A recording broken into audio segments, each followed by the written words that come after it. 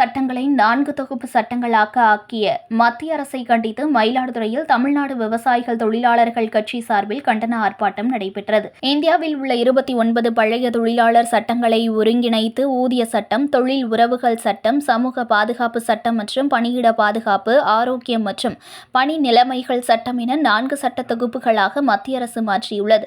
இந்த சட்டங்கள் நவம்பர் 21 முதல் அமலுக்கு வந்துள்ளது. இச்சட்டங்கள் தொழிலாளர் நலனை பாதுகாக்கும் என மத்திய அரசு கூறினாலும் இது கார்ப்பரேட் முதலாளிகளுக்கு ஆதரவாக கொண்டுவரப்பட்ட சட்டம் என பல்வேறு தொழிற்சங்கங்கள் எதிர்ப்பு தெரிவித்து வருகின்றன.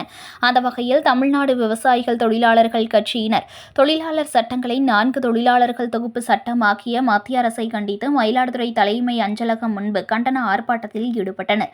மாவட்ட செயலாளர் சேகர் தலைமையில் நடைபெற்ற இந்த ஆர்ப்பாட்டத்தில் திமுக மாவட்ட செயலாளர் நிவேதா முருகன் எம்எல்ஏ, தமிழ்நாடு விவசாயிகள் தொழிலாளர்கள் கட்சி மாநில பொதுச் செயலாளர் ஜெகமுருகன் ஆகியோர் கலந்து கொண்டு 4 தொகுப்பு சட்டங்களுக்கு எதிராக கண்டன உரையாற்றினர். இதில் பெண்கள் உள்பட 100க்கும் மேற்பட்டோர் கலந்து கொண்டு கண்டன முழக்கங்களை எழுப்பினர்.